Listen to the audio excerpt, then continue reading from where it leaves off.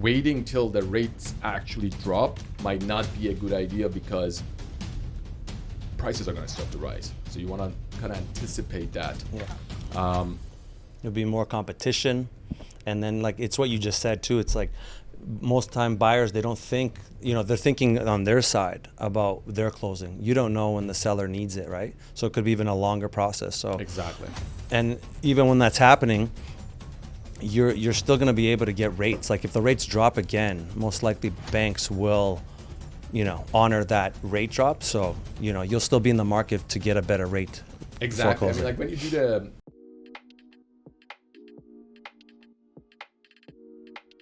Hi everyone, and welcome back to another episode of Reality Check, where we discuss what's happening in Toronto's real estate market, where it's going, and help you make informed decision buying and selling. Today we got Leo Diamatores from Royal LePage. He's part of our team, and thought, who's better to bring on the podcast to talk about what's going on in the market. What do you think is happening right now recently? It's, the market is moving slowly, not as expected, I guess, like buyer-wise, but it definitely has been moving, and I guess because of rates drops as well, we're probably going to see some progress. Even if it's not now, most likely in the new year, but it definitely is going to go up. Perfect. So let's just dive right into the stats and talk about what happened exactly in September, because we had the rate drops. So far we're in 3 rate drops, and I haven't seen much activity due to the rate drop happening, and we can see it in the stats. So September, we're close to 5,000 sales, and just comparing it to August, which was a pretty slow month, we were again just maybe 20 units short of what we did in September, which, just to put things in perspective, the gap between August and September should be way higher than this. So like we should be seeing at a very least 10, 15 to 20% higher in terms of sales volume. We haven't seen that here, but what we saw was active listings. Everyone that was anticipating the market to pick up in fall, they listed their homes on the market, and because of that, we're seeing over 25,000 listings. We're exactly at 25,612. Comparing it to the previous month, that's pretty much about 3,000 more homes up for sale just in the month of September, and same number of sales. So 5,000 sales puts us well over 5 months of inventory. In terms of months of inventory, what do you think is happening right now that's over 5 months? Like in terms of sellers and buyers, what do you think they should each consider?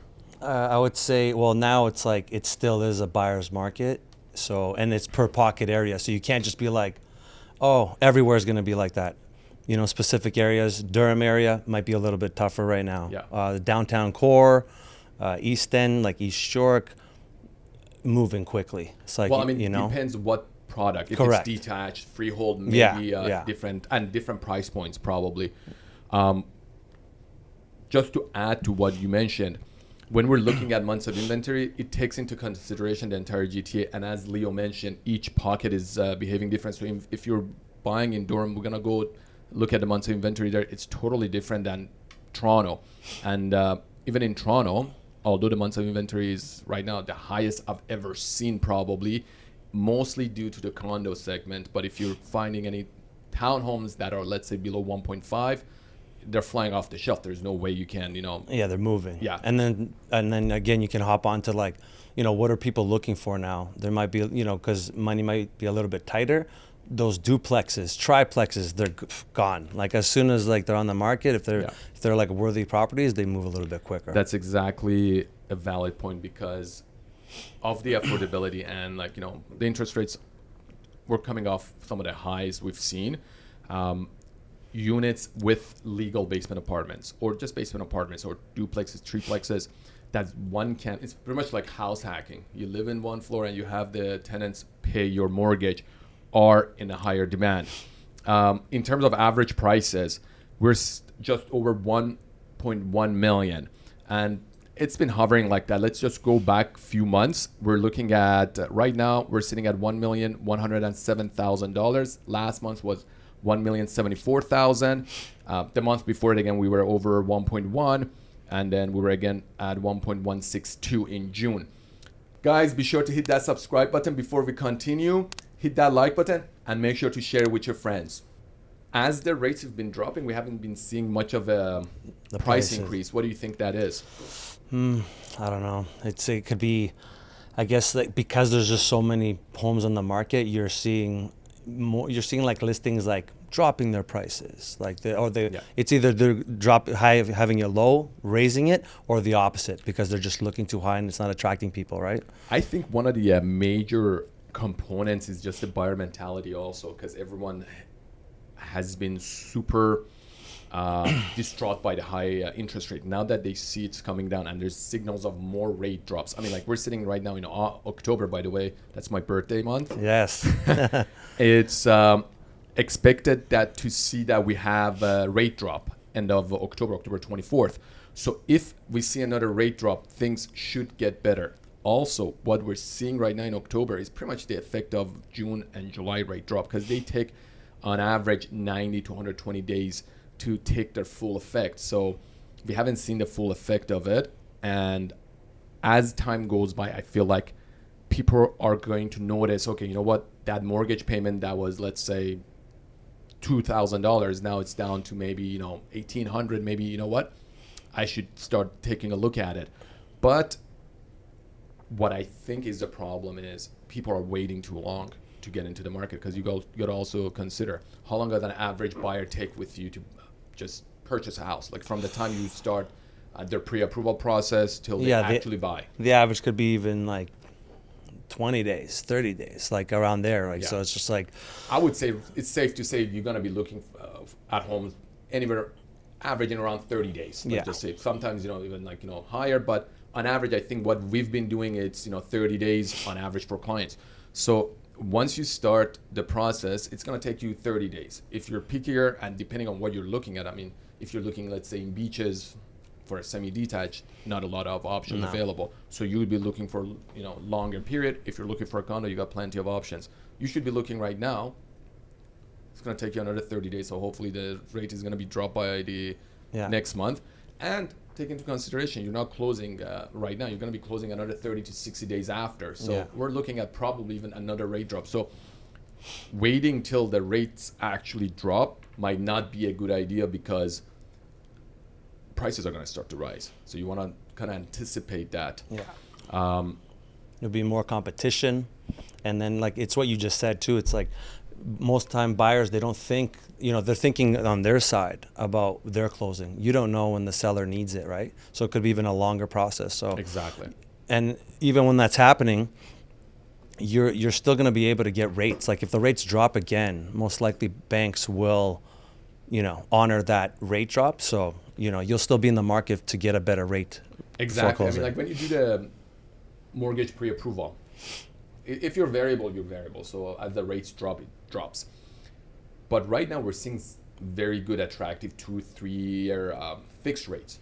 So I think you have a background in mortgages. So if someone gets the pre-approval right now, and let's say 2 months down or 3 months down, or time comes for closing, and that fixed rate that they gave them at right now has dropped by 0.1, 0.2, 0.3, they can easily change that. Typically, right? They could. So it's a win-win situation. But the only way you can change it is like it hits the closing. Like once it's closed, the money is funded, then the rate stays there. But like the rates we're seeing right now in the low 4s for 2 or 3 year, I think those are pretty solid compared to what we had 6 months ago. Oh yeah, big time. So let's just go into the overall GTA market just to see what's happening overall. So 13 months of inventory to put things in perspective. So going into Toronto right now, we can easily see 5.5 months of inventory, which is absurd. What do you think contributed to the high months of inventory? Again, I think it's the hold. It's the hold. Like they probably would have moved these homes, but people are still kind of waiting for that bottom end of the rate, and it's not, A lot of people are holding on to the properties. Yeah. They don't want to let them go for the lower prices. And again, thankfully, unemployment rates haven't gone to the point that a lot of people have to let go. But I think the second part of it is a lot of these condos that came into occupancy recently, and that has contributed a lot into the months of inventory. One thing I want to really mention is the condo sales. So we had just about 860 condos sell last month in September. Going back to 2021, September, we were close to 1,800 condos. That's a massive drop in demand for condos. And with record completion that we had in the first 6 months, we had over 30,000 units coming to occupancy. That's just occupancy. Once they occupied, a lot of them closed the units, not to mention the assignment market. Closing it, now they turn back and put it on the market. And that's what really, I think, is increasing the number of homes on the market. Just taking into consideration other areas, because we talked about Durham, for example, being an area that's slow moving, yeah.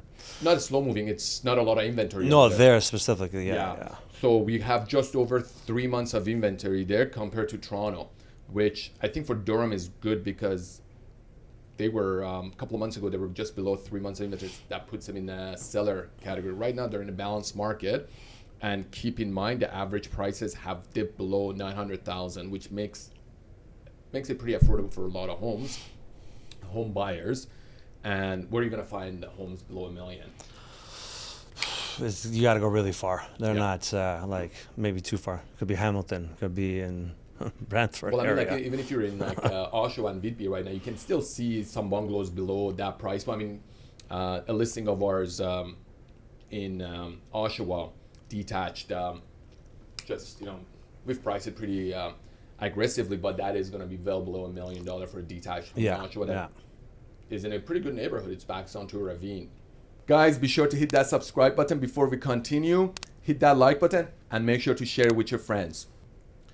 Going into other areas, which I think worth comparing to. One area that we've always covered has been York region, which again has seen a tremendous number of homes come on the market. We've got over 5.6 months of inventory. Prices have come down. They're 5% down year over year. And the active listings have gone up by 50% almost, which is why we see prices drop. Usually when prices drop, that means there's more options. People are competing and not a lot of sales. I mean, we had a total of 875 sales happening. There's competition. Yeah, there's a lot of competition in listings. So let's go. Is there any market that you think we should cover besides that? I mean, we have Mississauga at 4.85 months of inventory. Again, it's a buyer market territory. Brampton, which was always in the low months of inventory, close to 5 months of inventory. So pretty much everywhere has got a lot of surplus. It's moving, yeah. And you'll see, like, a lot of people are, even the York region area. So it's like, Stouffville, Aurora, Newmarket. They're pretty active still. Like, they're moving. So if you want to check that out, it's nice. So let's talk about in this market that, there's a lot of inventory on the market. Things were sitting on the market and you want to be the first home that sells. Either it's a home or it's a condo. Let's talk about what strategies one should use if you're on the selling side. Yeah, that sounds Let's just talk about like 3 pointers that you would give any seller right now in this market. Yeah, so again, it's like how we said about the Durham listing. It's having that price right is a huge factor, because a lot of people, when they see the listing price, they get, like, especially owners and the sellers, they get a little, frazzled because they think, oh, no, you're listing too low. It's like they think they're not going to get that number they want, right? So you have to really have it priced right to attract more people on a broader range, and you never know who might come to the table, right? So if you have it priced a little too high or where the price should be, again, you're just going to detour or have like a smaller group of people, right? So that's one factor. I think just staying on the price point. So depending on what strategy someone uses, so whether or not if you're going down the strategy of the offer date strategy where you price it lower, even pricing it lower, that picking that number, I think it's an art, because you and I have gone through this several times recently, where you can't just pick a number that's, let's just say, like $1, because it's just gonna backfire. Yeah. And you can also price it too high, let's say closer to the value, because then it just sends a wrong signal. And if you get one person coming in on the offer date, then it just backfires. Yeah. So that's picking the prices right. If you're pricing it to accept offers anytime, I think that also needs to be picked correctly. I see a lot of people in this market pricing it way too high, and for the sole factor of saying, okay, you know what, I'm gonna get, whoever comes in is gonna negotiate. I don't think that's gonna work, because when you have way too many homes on the market, you're just gonna help your neighbor sell their home, because they go and see that house that's listed, let's say 10%, 15%, 20% lower than yours, even if it needs some upgrading, but they'll talk to they just think to themselves, I can do these upgrades, let's just say for X amount, and I'm still gonna be ahead. They don't know that you're gonna probably discount another 10% off your price, so they're just gonna walk away, and that's, I think, is the problem. So you're spot on with pricing. Yeah. What's the and other then strategies? I would say great strategy. Some people, it's adjusting their house, right? It's like staging it right. Yeah. They usually might have furniture that could work with, but it's really good to have a stager come in, professional stager, come check out your house, give that advice. You can execute it properly, like depending what you want to put in the property, but definitely a huge factor. It definitely attracts people. It gives them a look of like how they could be living, and sometimes they want to buy the furniture. That's how good it could be. Yeah. So we've had that happen several times. So back to the point of marketing. I believe every home that goes on the market has to be staged, regardless of it being new or older home. Something with the original owner being there for 40 years, doesn't matter.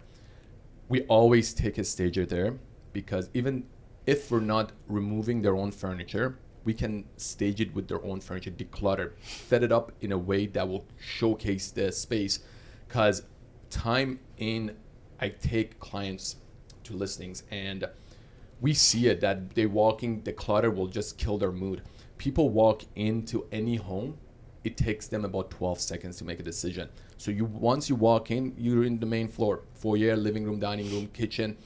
You could see all those spaces, and if you get a good feeling, you're gonna continue. If not, then your mind is made up at that point, and seeing the master bedroom is not gonna probably seal the deal. Yeah. So that first impression is key, and hiring a right stager, whether it's just a consultation or you actually go on do the full staging, is super important, because that whole presentation, not only it's going to reflect on your photos, that's the first thing people will see, that would also be in the house, so when people walk in, they will get that good feeling. So I think you're spot on with that as well. And then a huge factor, I'd say, would be before listing, again, because sometimes homeowners don't know, or they might have forgotten any type of issue that's wrong with that house. You want to be prepared, right? So home inspection, have a good report from the inspector in the sense of, is there any issues? What can we tackle? Because you just want to be ready for it, regardless, because buyer agents or buyers, they'll come with their own home inspections regardless if you have one. So, but it's good to know what you have ahead of you, right? So before you list, that's huge. Because so many times we do pre-list inspection, and we see some issues that a lot of people could really turn them off and they would walk away. And the fix is not that big of a problem, but it's just a lot of buyers, once they see a problem, then it turns them off. We don't want to have that happening. So you're spot on. So let's assume right now, as a buyer in this market where you got plenty of choices, what are some of the strategies or advice you would have? Guys, be sure to hit that subscribe button before we continue. Hit that like button and make sure to share it with your friends. And it's timeline on a buyer. So if they're really looking and they're serious, they have to be prepared. First things, mortgage approval. They have to have a mortgage approval ready and then that will just, it just bases and lets you know where you stand and what you can possibly afford if you're stretched out, or if you need or if you like a home that's like at your limit. You need them on hand on each individual property when you're ready to execute, right? So I think mortgage approval is a huge factor. You want to say a point on that, or? I think that's spot on. There's no we don't take any clients out if they don't have a mortgage approval. Yeah. Because it's not just about the affordability portion of it. Can you afford, let's say, $1 million mortgage? No, it's about the fact that are you comfortable with the payments? Correct. And because a lot of people we've had, they can get, let's say, $1 million mortgage, $1.5 million, doesn't matter. But especially when the rates were high or towards going up, well, listen, if this payment goes up any higher, are you going to be comfortable? And once you see the number, I've had it so many times that people are like, okay, listen, you know what? I'm approved for $1 million and I don't want to have more than $800,000 mortgage. Yeah, that's a big factor. Yeah. And then right now, specifically, like again, in the condo world, it's not moving too crazy. There's not that much competition, but it still is going to lead up towards that. It's like being ready for the status certificate, right? So Yeah. it's like having your lawyer available. I think If you don't have one, yeah, you need to have them available. I think involving the lawyer as early as possible, whether even if you're selling or even buying, would help a lot for two main reasons. We recently had an example, putting an offer on a property that the buyer was super concerned about easements. And because we already had a lawyer lined up, we just contacted the lawyer, they searched it, they pulled up all the easements that was on the property. So when going in, that whole nervousness and unknown factor was solved for the buyer. So we were able to negotiate a much better offer. And again, firm offer definitely helps you get the best deal possible, because if someone wants to close 2 weeks, 3 weeks, your financing is in place, you can give them that quick closing if they need. Yeah. Yeah. Any other advice you think for buyers? And it depends on what type of buyer you have too. Like, and that's why it's always good to know like what their future goals might be for it, Yeah. because like, again, it's like the type of zoning. What can you do with this property? What can you do with it in the future? What are they looking to build with it, right? So it's like that. Definitely, just knowing what your buyer's looking for. Do the and due being diligence, ready. Yeah, pretty much. yeah. Yeah, because a lot of the buyers, they don't know, first of all, the potential of a property. I had a case long time ago that I took 3 buyers to this property that no one saw the potential. And I always told them, I'm like, here's the potential, here's the potential. No one looked at it. I ended up actually like looking at it for myself, and the potential was like crazy, because I don't even think the seller had to consider the fact, because of where it was located, you could get medium density on it. So if someone's in the market to buy for investment, for yourself, it could be a different situation. You may want to get a location. You don't care about like so much the future development aspect of it, but just having the right person to tell you the potentials, I think it's key. And one thing to add right now, just for buyers, now is a great time to go out and look at properties and put an offer in and be relaxed about it. Not just like before that, you'd have to line up, no condition. A lot of times people would even see the place once. Now you can go see a place a few times, have your inspection, have your financing even, or maybe even negotiate. If you don't get to a price, move on to the next property, because Correct. that sense of urgency is gone. So why not take advantage of it? Yeah, exactly. It just happened recently with a client of ours too. Yeah, they just had, which is very rare, multiples. They had 3 of the same units they were looking to put on In a offer on. condo. Yeah, in Same a condo, right? floor plan. Yeah, same floor There you plan. go. They didn't care to see it right away when they were just like, oh, okay, we tried on one, couldn't get it. Next one was available. So There you go. it's, And this is happening right now in the condo market a lot. You go in, you see like 5 1-bedroom plus dens identical. So the only thing it comes down to, it's either one of them has got a really good view, let's say clears the building, or it comes down to the price. So if you're out there looking at condos right now, especially in GTA, you're gonna have a field day in terms of purchasing, because I don't think we're gonna see this many choices on the market. Yeah, there's opportunity. You don't know Anytime what soon. you don't know what the seller's doing. Yeah. So it's like different situations, right? And So until you actually put an offer on the paper, you don't see a reaction. I always tell people, you know what? There's no verbal negotiation. It goes on the paper. We send it back and we see what it is. Because Correct. even so many times as listing agents ourselves, we don't know what's going on with our seller. Their circumstances might have changed since a week or 2 weeks ago. So it's always good to just put that offer on the paper and send it to them. Worst case scenario, either it's buyer or seller or whatever it is, they'll reject it. No harm done. yeah, exactly. Leo, thanks for joining us this episode. Thank you. Very insightful, and those advices I think are going to be great for buyers and sellers. Guys, if you like this episode, please make sure to hit that subscribe, like, and share it with people you think they're going to find it useful. And hopefully we'll see you on the next episode. Have a great day. Leo, thank you. Thank you.